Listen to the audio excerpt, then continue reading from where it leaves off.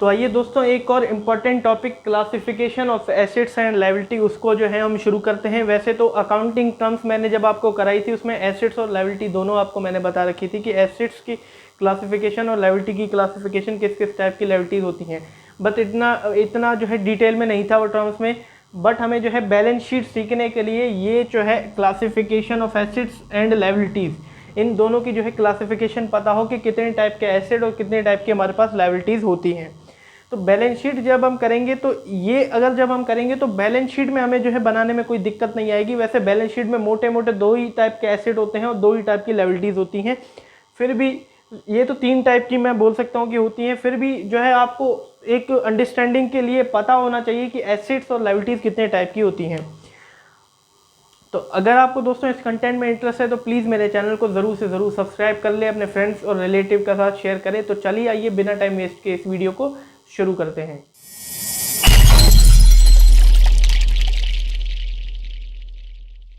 तो आइए दोस्तों पढ़ते हैं classification of assets and liabilities. तो मोटे मोटे हमारे पास जो है 1 2 3 4 5 6 7 टाइप के जो है हमारे पास एसेट हैं और 3 टाइप के हमारे पास जो है लायबिलिटीज़ हैं। इन 10 टाइप के एसेट्स और लायबिलिटीज़ को जो है हम यहाँ पे अभी पढ़ेंगे।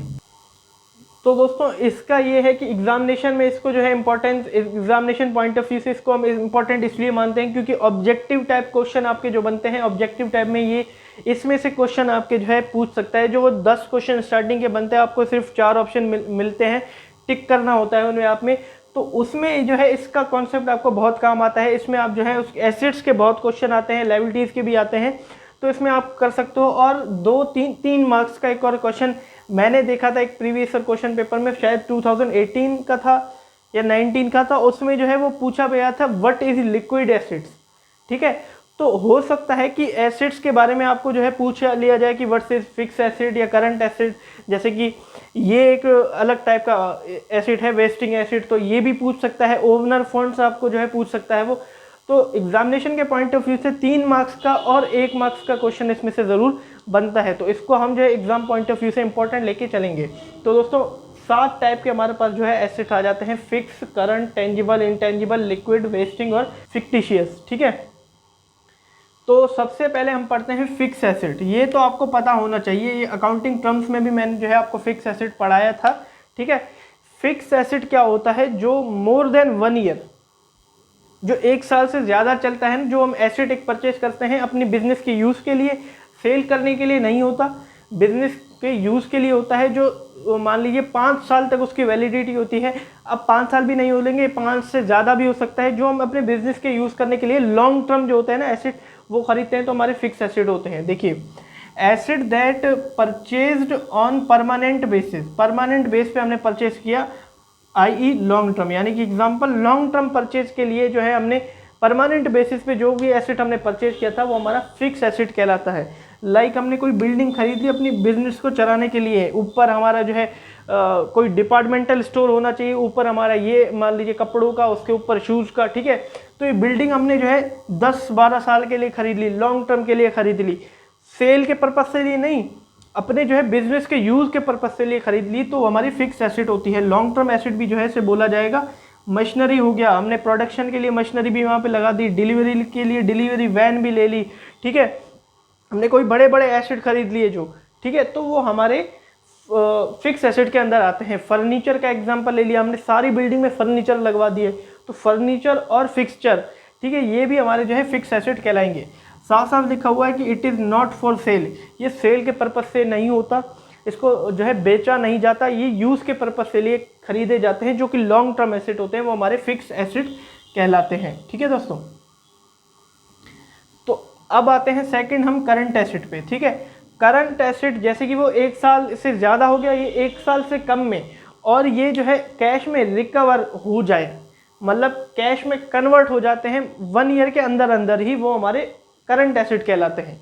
ठीक है, जो कभी है तो कभी नहीं है हमारे पास, जैसे कि ये साल के बाद भी हमारे पास है, तो ये साल के अंदर कभी है। जैसे कि कैश हमारे पास अभी 1 महीने के अंदर तो है, 10,000 रुपये मेरे पास कैश पड़ा हुआ है, क्या पता अगले महीने पड़ा होगा, है तो कैश मेरा एसेट, अगले महीने ना हो, निपट गया, तो ये मेरा करंट एसेट कहलाएगा। Asset acquire by the business either for resale और कन्वर्टिंग इनटू कैश, रीसेल करने के लिए और कैश में कन्वर्ट करने के लिए जो एसेट खरीदा जाता है वो हमारा करंट एसेट कहलाता है। ये जो है रियलाइज होता है यानी कि बेचा जाता है 1 साल के अंदर, 1 साल के अंदर अंदर इसको जो है बेचा जाता है। जैसे कि कैश इन हैंड, मैंने आपको क्या बोला, कभी मेरे पास अभी कैश है अगले महीने ना हो, बैंक में मेरे पास अभी 1 लाख रुपए पड़े हैं, कल मैंने पेमेंट कर दी 1 लाख रुपए की, कल नहीं है मेरे पास, तो करंट एसेट कहलाएगा, जो फ्लक्चुएट होता रहेगा, कभी है तो कभी नहीं है। बिल रिसीवेबल, 3 महीने का मैंने बिल रिसीवेबल होगा मेरे पास, ठीक है तो वो एसेट, उसके बदले मेरे को कैश मिल गया, है तो वो भी एसेट, लेकिन ये तो चला गया ना, इसीलिए करंट एसेट जो है इसको बोला जाएगा। डेटर, अभी मैंने परचेज किया था किसी ने से मैंने जो है सेल कर दी थी उधार पे, कोई मेरा डेटर था, उसमें 3 महीने के अंदर मेरे को पैसे दे दिए तो एसेट खत्म मेरे पास, तो ये डेटर कहलाएगा। स्टॉक हो गया, स्टॉक हमने खरीदा, ठीक है, और मान लीजिए अब स्टॉक हमने खरीदा तो 1 महीने के अंदर सारा मेरा स्टॉक खत्म भी हो सकता है, तो इसीलिए इसको जो है करंट एसेट बोला जाएगा, जो फ्लक्चुएट होता रहता है, कभी है हमारे पास तो कभी नहीं है, और ये जो है सेल के पर्पज से होता है और इसको कन्वर्ट होता है जो कैश में, वो हमारा करंट एसेट कहलाता है, ठीक है। थर्ड हमारे पास आ जाता है टेंजिबल एसेट। टेंजिबल एसेट मतलब जिसको हम जो है टच कर सकते हैं, फिजिकली हमारे को जो है हम उसको देख सकते हैं, टच कर सकते हैं, फील कर सकते हैं, वो हमारे टेंजिबल एसेट कहलाते हैं। मोटा मोटा मैं आपको बोलूँ, फिक्स एसेट और टेंजिबल एसेट में 70% का फर्क हो सकता है, बस मोटा मोटा जो है ये दोनों सेम होते हैं, फिक्स एसेट और, जैसे कि मशीनरी हमारा एसेट तो है, फिक्स एसेट है, लेकिन वो टेंजिबल एसेट भी है, क्योंकि हम उसको टच भी कर सकते हैं, फील भी कर सकते हैं, और उसके पास ऐसी जो है वॉल्यूम भी है जो उसको कंटेन कर सके, ठीक है, कंटेनिंग वॉल्यूम भी है। Asset that can be seen, उसको देख सकें, टच कर सकें, एंड हैव कंटेन वॉल्यूम, जैसे कि बिल्डिंग हो गया, मशीन हो गई, गुड्स हो गया, स्टॉक हो गया, है तो स्टॉक हमारा करंट एसेट है, लेकिन वो टेंजिबल एसेट्स भी है, उसको हम छू भी सकते हैं, फील भी कर सकते हैं, टच भी कर सकते हैं, ठीक है, और वही इसका वाइसा वर्सा हमारा इंटेंजिबल एसेट होता है, ठीक है। इंटेंजिबल एसेट उसका वाइसा वर्सा होता है। इंटेंजिबल एसेट वो होता है जिसको हम छू नहीं सकते, टच भी नहीं कर सकते, फील भी नहीं कर सकते, लेकिन वो हमारे बिजनेस को फायदा दे रहा है, हमारी संपत्ति है, हमारा एसेट है, हम उसको छू तो नहीं सकते, ठीक है। Asset which can not be seen, हम ना उसको देख सकते हैं, नॉर टच, ना उसको जो है टच कर सकते हैं, और उसके बाद कोई कंटेनिंग वॉल्यूम भी नहीं है, ना उसको उठा भी नहीं सकते, ठीक है, लेकिन फिर भी वो हमारे बिजनेस को फायदा दे रहा है, हमारे बिजनेस की संपत्ति है। जैसे कि पेटेंट्स, पेटेंट्स एक राइट होता है किसी चीज़ को यूज़ करने के लिए, इसको एक डॉक्यूमेंट होता है हमारे पास एक अधिकार होता है किसी चीज़ को यूज़ करने के लिए, कोई प्रोडक्ट को इन्वेंट करने के लिए, इन्वेंशन करने के लिए, तो ये हमारा एसेट है, ठीक है, हमें जो है बिजनेस को हमारे फायदा दे रहा है, लेकिन हम इसे ना फील कर सकते हैं ना टच कर सकते हैं, फिर भी हमारे बिजनेस को फायदा दे रहा है। हमारा ट्रेडमार्क आपको बहुत ही अच्छी तरीके से पता होगा, ठीक है, हम ट्रेडमार्क हमें जो है फायदा देता है हमारे बिजनेस को, एक मार्क होता है हमारा ट्रेड का, वो हमारे बिजनेस को फायदा देता है, लेकिन हम क्या ट्रेडमार्क को छू सकते हैं, ट्रेडमार्क को फील कर सकते हैं? बिल्कुल नहीं। गुडविल बोलते नहीं है कि इस कंपनी की गुडविल बहुत अच्छी है, टाटा कंपनी की गुडविल देख लो, ठीक है, तो गुडविल को क्या हम छू सकते हैं? ये तो एक नाम है कंपनी का, कि कितना नाम बना हुआ है एक कंपनी का, क्या हम उसे छू सकते हैं? नहीं, ना हम इसे देख सकते हैं, बट कितना हमारे बिजनेस को ये फायदा देती है गुडविल। आपके सामने कोई एक छोटी मोटी दुकान हो जिसमें छोले भटूरे मिलते हो, और बिकानेर आपके सामने हो जिसमें छोले भटूरे मिलते हो, आप किसके पास पहले जाएंगे? बिकानेर के पास, क्योंकि उसका नाम है बिकानेर की गुडविल है, वो उसकी गुडविल उस चीज़ को फायदा दे रही है, बट वो अपनी गुडविल को फील कर सकता है, छू सकता है? बिल्कुल नहीं छू सकता। तो ये हमारा जो है इंटेंजिबल एसेट के अंदर आता है। अगला आ जाता है लिक्विड एसेट।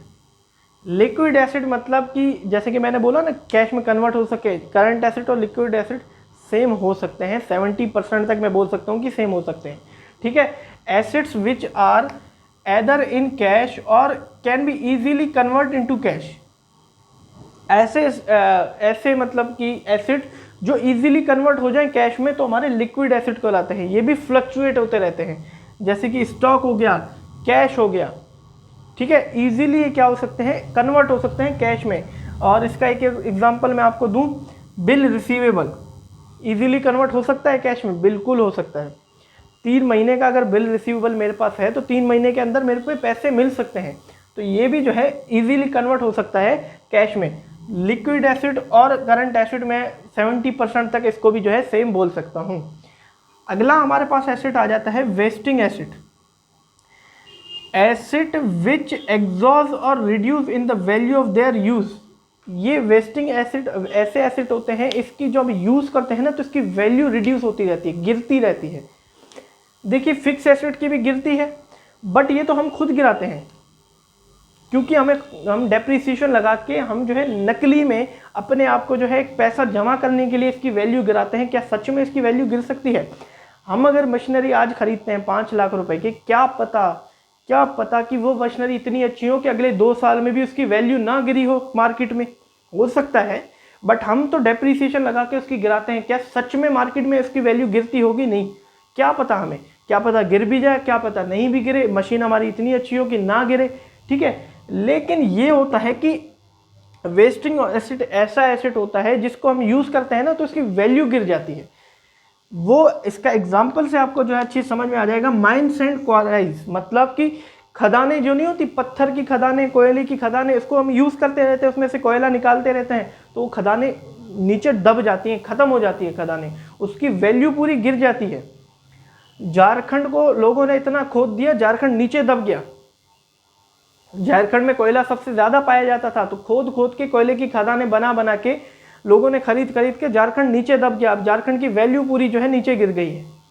तो ये ऐसे एसेट्स होते हैं, ये भी हमारे एसेट ही तो है, हमारे बिजनेस को फायदा दे रहे हैं। किसी का कोयले का बिजनेस हो, ठीक है, तो ये जो खदानें उसके यूज पे जो है इसकी वैल्यू रिड्यूस होती जाती है, गिरती जाती है, तो हमारे वेस्टिंग एसेट्स कहते हैं, ठीक है। कोयले की खदान, पत्थर की खदानें, जो कि पत्थर खोद खोद के हम पत्थरें निकालते हैं, ठीक है, तो ये जो है हमारे यूज पे इसकी वैल्यूज गिरती जाती हैं। ये तो हम नकली में भी गिरा देंगे अपने डेप्रिसिएशन के लिए फिक्स एसेट के, क्या पता मार्केट में इसकी वैल्यू 5 लाख ही हो, मशीन की गिरा गिरा के 3 लाख कर दिया, ठीक है, तो ये तो यूज़ में गिरेंगे, पक्का है, ये 100% गारंटी से ये जो है यूज़ पे गिरती हैं।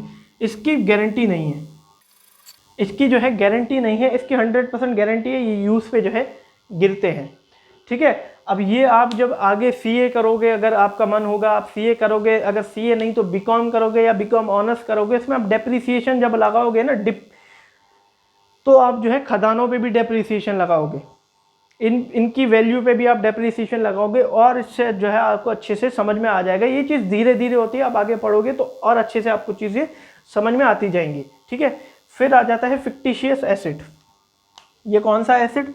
Fictitious asset. ये जो एसेट होते हैं ये रियल एसेट नहीं होते, मतलब कि एक्चुअल एसेट नहीं होते। बिजनेस को तो फायदा दे रहे हैं बट एक्चुअल एसेट नहीं है, रियल एसेट नहीं है। ये एक हिसाब से जो है एक्सपेंसेस हैं, खर्चे हैं जो बिजनेस को फायदा कराने के लिए किए जा रहे हैं, ठीक है, लॉसेस और बिजनेस, ठीक है। और ये कंप्लीटली इसकी वैल्यू हम जीरो नहीं कर सकते, कंप्लीटली रिटर्न ऑफ, इसकी हम जो है पूरा रिटर्न ऑफ नहीं कर सकते, इसको पूरा जो है ख़त्म नहीं कर सकते हम, इसकी वैल्यू को हम जो है ज़ीरो नहीं कर सकते। ये एक ऐसे एसेट है, ये मतलब कि नकली एसेट है जो कि एक खर्चे और नुकसान है जो कि अपने बिजनेस को फ़ायदा पहुंचाने के लिए करे जा रहे हैं। जैसे कि प्रीलिमिनरी एक्सपेंसेस। प्रीलिमिनरी एक्सपेंसेस जो है हमारे बिजनेस के या कंपनी के प्रमोटर को दिए जाते हैं, जो हमारी बिजनेस और कंपनी को प्रमोट करते हैं। जब हमारी जो है इनकॉर्पोरेशन होती है, जब कंपनी की नई नई बनती है तो प्रमोटर होते हैं कंपनी के, तो उनको जो है उन पे खर्चे जाते हैं। ये पैसे स्टार्टिंग से ही जुड़े होते हैं, वो हमारे पास हमारी बिजनेस को जो है प्रमोट करते रहते हैं। जैसे कि रिलायंस जब नई नई बनी थी तो प्रमोटर भी जो है उनके साथ होते थे, रिलायंस के ओनर के साथ। उस टाइम तो उन बेचारों के पास इतने ज़्यादा पैसे नहीं होते थे, ना उनको जो है दिए जाते थे, बट आज वो जो है बड़े बड़े प्लेन्स में घूम रहे हैं, उनको भी फ़ायदा होता है। तो ये एक अपनी जो है, एक तो हमारी कंपनी को अगर हम अपने प्रमोटर को पैसा देंगे अपनी कंपनी को प्रमोट करने के लिए इनकॉर्पोरेशन के वक्त, तो जाहिर सी बात है हमारा बिजनेस बढ़ेगा, आगे फ़ायदा होगा। ये एक एक्सपेंस है, बट फिर भी जो है इसको एसिड माना गया, फिक्टिशियस एसिड माना गया। दूसरा एग्जाम्पल है अंडर राइटिंग कमीशन। अब इसके बारे में जो है मैं आपको डीपली नहीं पढ़ा सकता, क्योंकि आप आगे जाओगे इसके बारे में अच्छे से पढ़ोगे, बट अभी मैं आपको नहीं पढ़ा सकता। बट एक मोटा मोटा आपको एग्जांपल दे सकता हूँ। अंडर राइटिंग कमीशन मतलब कि जब हमारी कंपनी शेयर इशू करती है ना, तो एक न्यू कंपनी जो होती है, जब न्यू कंपनी शेयर इशू करती है तो 90% ऑफ कंपनी एक्ट 2013 के अंदर 90% ऑफ एप्लीकेशंस आपके पास आनी चाहिए। 90% ऑफ एप्लीकेशन का मतलब कि आपके जो है शेयर्स होते हैं, 90% पीपल्स आपके जो है शेयर अप्लाई करें, आपको अप्लाई के पैसे दें, ठीक है। तो ही आप जो है कंपनी में शेयर इशू कर सकते हो। उससे कम जाते हैं अगर, तो सारा पैसा आपको वापस देना पड़ेगा। तो अंडर राइटिंग जो एग्रीमेंट होता है, अंडर राइटर्स होते हैं, चाहे वो बैंक भी हो सकता है, फाइनेंशियल इंस्टीट्यूशन भी हो सकता है, या कोई दूसरी कंपनी भी हो सकती है अंडर राइटर। तो ये हमें गारंटी देती है कि आपकी जो ये कंडीशन है जो कंपनीज एक्ट में है 90% की, वो हम पूरा करेंगे। अगर आपके पब्लिक नहीं खरीदता तो आपके शेयर्स हम खरीद देंगे।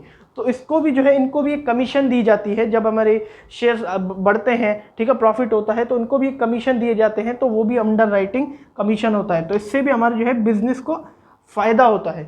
बट इसको जो है एक्सपेंस, ये एक रियल में देखें तो एक्सपेंस है, फिर भी इसको जो है एसेट माना गया। तो 7 टाइप के एसेट्स थे: fix assets, current assets, tangible asset, intangible, liquid, wasting और फिक्टिशियस। सब मैंने आपको अच्छे से बता दिए, ठीक है, बहुत ही अच्छी तरीके से मैंने आपको बता दिए। उम्मीद है जो है आपको अच्छे से समझ में आ गया होगा। अब हम आते हैं लायबिलिटीज़ पे, ठीक है। लायबिलिटीज़ हमारी मोटा मोटा जो है 3 टाइप की होती हैं: long term liability, current liability, current liability को हम शॉर्ट टर्म भी बोल सकते हैं, करंट लायबिलिटी को हम शॉर्ट टर्म लायबिलिटी बोल सकते हैं, और ओवनर फंड, ओवनर फंड मतलब कैपिटल, ठीक है। सबसे पहले हम पढ़ते हैं लॉन्ग टर्म लायबिलिटी को, ठीक है। लॉन्ग टर्म लायबिलिटी मतलब कि एक ऐसा अमाउंट हमने कहीं से बोरो कर रखा है जो 1 साल में पे नहीं किया जा सकता। जैसे कि लोन ले लिया हमने बिजनेस को चलाने के लिए, अपने बिजनेस को जो है लोन ले लिया हो कहीं बैंक से, तो वो 1 साल में पे नहीं हो सकता। तो ये हमारी जो है लॉन्ग टर्म लायबिलिटीज में आएंगी। The liability which are not payable during the current year, current accounting year, मतलब कि करंट अकाउंटिंग ईयर में पे नहीं कर रखा हो, जैसे कि अप्रैल 1 से लेके 31 मार्च तक, ठीक है। ये हमारा कौन सा अकाउंटिंग ईयर है, हमने ये अकाउंटिंग ईयर ले रखा है 2014 की। अगर मैं बात करूं 2014 की, अगर मैं जो है बात करूं, ये हमने अकाउंटिंग ईयर ले रखा है, ठीक है। और 31 मई 2014 को हमने जो है 7 लाख रुपीज़ का लोन ले लिया, 7 लाख रुपीज़ का लोन ले लिया। तो ये क्या उसी अकाउंटिंग ईयर को 31 मार्च तक हम 7 लाख रुपीज़ पे कर सकते हैं बैंक को? बिल्कुल नहीं, नहीं हो सकता ये। तो ये अमाउंट जो है हमारा लॉन्ग टर्म लायबिलिटीज़ के अंदर आएगा, जो हमने बड़ा अमाउंट कहीं से ले रखा हो और मोर देन 1 ईयर तक का हम जो है उससे समय ले पे करने के लिए, तो हमारी लॉन्ग टर्म लायबिलिटी उसे कहलाती है। और जनरली क्या होता है, ये जो लायबिलिटीज़ होती हैं और ये जो फंड होता है, ये फिक्स एसेट को खरीदने के लिए परचेज किया जाता है, सॉरी लिया जाता है। फिक्स एसेट, कोई बड़ा एसेट हमने खरीदना हो तो उसके लिए जो है ज़्यादातर लॉन्ग टर्म लायबिलिटी ली जाती है। इसका एग्जांपल आप देख लो, लोन फ्रॉम बैंक, हमने लोन ले लिया, या लोन फ्रॉम फाइनेंशियल इंस्टीट्यूशन, हमने कोई फाइनेंशियल इंस्टीट्यूशन से लोन ले लिया, तो ये हमारी जो है लॉन्ग टर्म लायबिलिटीज़ कहलाती हैं। फिर आ जाता है करंट लायबिलिटीज़, शॉर्ट टर्म। पिछली वीडियो बैलेंस शीट में कराते वक्त मैंने आपको समझा दिया था, शॉर्ट टर्म के लिए जो भी लायबिलिटीज़ होती हैं वो हमारी करंट लायबिलिटीज़ कहलाती हैं। Liabilities which are payable during the current year, वो लायबिलिटी जो है उसी करंट ईयर में पे की जा सकती है। ये हमने लोन लिया था यहाँ पे, ठीक है। अब मान लीजिए कि 31 जून, 2 जून को 2014 को हमारे पास एक 60,000 का BR आ गया, BP आ गया। हमें कोई बिल पेबल करना था, ठीक है, 60,000 को। तो क्या हम 31 मार्च तक उसको पे कर सकते हैं? बिल्कुल पे कर सकते हैं। बिल पेबल तो 3-4 महीने का होता है। 2 जून है, मान लीजिए अगस्त 4 को हमने ये पे भी कर दिया, तो ये हमारी शॉर्ट टर्म लायबिलिटी कहलाएगी, करंट लायबिलिटी, जो 1 साल के अंदर अंदर पे की जा सकती हो। बिल पेबल हो गया, बैंक ओवरड्राफ्ट हो गया, हमने जो है एक्सेस विड्रॉ कर लिया बैंक से, 60,000 रुपये एक्सेस विड्रॉ कर लिए, तो क्या पूरे साल हम उसको पे नहीं कर सकते? भैया किसी की पेमेंट भी आ जाती है, डेटर्स हो गए हमारे, ठीक है, उनकी पेमेंट आ जाती है लाख रुपए, तो ये तो पे की जा सकती है, ठीक है, तो ये ख़त्म की जा सकती है। आउटस्टैंडिंग एक्सपेंस, हमने जो है रेंट पे नहीं किया 3-4 महीने का, ड्यू डेट हो गई थी, बट क्या हम पूरे साल नहीं कर सकते इसको पे? बिल्कुल कर सकते हैं। तो ये हमारी जो है करंट लायबिलिटीज़ कहलाती है। क्रेडिटर्स हमारे हो गए, जो सप्लाई करते हैं हमें, क्रेडिट पे परचेज देते हैं, तो क्या हम इसको 1 साल में पे नहीं कर सकते उनको पैसे? बिल्कुल कर सकते हैं। तो ये भी हमारे जो है करंट लायबिलिटीज़ कहलाएंगी। फिर आ जाता है third, owner fund. Owner fund मतलब कैपिटल। जो हमारे बिजनेस का जो ओवनर होता है हमारे बिजनेस में लगाता है, तो इसे बोला जाता है owner. The amount owing the proprietor, मतलब एक ऐसा अमाउंट जो प्रोप्राइटर से ओविंग कर रखा हो, मतलब अभी तक उसको पे नहीं किया, उससे वो अमाउंट ले रखा हो। देखिए बिजनेस एंटिटी कॉन्सेप्ट क्या कहता है। अब जैसे कि हमारे हिसाब से देखें तो ओवनर और बिजनेस सेम मान सकते हैं, क्योंकि उसी का जो बिजनेस है बस। बट बिजनेस एंटिटी कॉन्सेप्ट के अंदर ओवनर अलग है, बिजनेस अलग है। जब हम अकाउंटिंग करेंगे तो बिजनेस एंटिटी कॉन्सेप्ट कहता है कि ओवनर को अलग ट्रीट करो, बिजनेस को अलग ट्रीट करो। तो जब ओवनर अपना पैसा डालता है, मान लीजिए 1 लाख रुपए डाल दिए, तो ये जो है क्या आएगा, ओवनर फंड कहलाएगा। ओवनर फंड मतलब कैपिटल कहलाएगी। ये बिजनेस के लिए लायबिलिटी होती है, ठीक है। तो 3 टाइप की लायबिलिटी होती है, कैपिटल, करंट लायबिलिटी और long term liability. The amount owing the proprietor और proprietors is called owner fund. Proprietors इसलिए बोल रहा है क्योंकि पार्टनरशिप बिजनेस के अंदर 2 से ज़्यादा जो है जने अपने बिजनेस के अपने बिजनेस पे जो पैसा लगाते हैं, तो इसीलिए ये प्रोप्राइटर्स भी बोल रहा है। और वो अमाउंट बिजनेस से ले रखा हो किससे, ओवनर से, तो ये हमारा कैपिटल या ओवनर फंड कहलाएगा। As per business entity concept it is a liability of the business. Business entity concept के हिसाब से ये जो कैपिटल होती है, ओवनर फंड होता है, ये बिजनेस की लायबिलिटी होती है, ठीक है। इसीलिए इसको लायबिलिटी में जो है गिना गया है। A part of capital is also included undistributed profit and reserve. जो अनडिस्ट्रीब्यूटेड प्रॉफिट होते हैं और रिजर्व्स होते हैं, तो ये भी बिजनेस की जो है लायबिलिटीज़ होती हैं, ये भी कैपिटल के अंदर जोड़े जाते हैं। जब आप पार्टनरशिप करोगे तो इस चीज़ को बहुत ही अच्छी तरीके से समझोगे। Amount of drawing is the deducted from it, मतलब कि अमाउंट ऑफ ड्राइंग, जो ड्राइंग करते हैं पर्सनल यूज़ के लिए, जो ओनर विड्रॉ करता है पैसा, तो वो कैपिटल में से काटा जाता है। ये हमें ऑलरेडी पता है। तो बेसिकली मोटी मोटी 3 टाइप की लायबिलिटी होती है, लॉन्ग टर्म, करंट और ओवनर फंड। ये तीनों बैलेंस शीट के अंदर आएंगी। कैपिटल भी आएगा, करंट लायबिलिटीज़ भी आएंगी, लॉन्ग टर्म लायबिलिटीज़ भी आएंगी। और ज़्यादातर मैं अपने एनआईएस की बात करूं तो जो मोटे मोटे क्वेश्चंस मैं बोलूं अगर एनआईएस में, तो उसके अंदर फिक्स एसेट और करंट एसेट ज़्यादातर आएंगे, इसके अलावा कोई भी एसेट नहीं आएगा, ठीक है। फिक्स एसेट और करंट एसेट। टेंजिबल एसेट्स में से मैं गुडविल की बात करूं, इनटेंजिबल एसेट्स में गुडविल की बात करूं तो वो आ जाएगा। बाकी जो है फिक्स एसेट और करंट एसेट जो है बैलेंस शीट में आते हैं। तो अब आपको जो है बैलेंस शीट बनाने में कोई दिक्कत नहीं होनी चाहिए। सारी क्लासिफिकेशन आपको जो है एसेट्स की पता लग गई। तो धन्यवाद दोस्तों मेरी वीडियो को एंड तक देखने के लिए। अगर आपको वीडियो अच्छी लगी हो तो प्लीज़ मेरी वीडियो को लाइक कीजिए, शेयर कीजिए, सब्सक्राइब कीजिए मेरे चैनल को, अपने फ्रेंड्स के साथ शेयर कीजिए मेरे चैनल को। तो अगली वीडियो में हम जो है trading and profit and loss account पूरा मर्ज करके बनाएंगे और साथ में जो है बैलेंस शीट भी बनाएंगे। एक पूरा क्वेश्चन जो है हम इसमें अगली वीडियोज़ में करेंगे। तो चलते हैं हम भी। Have a nice day.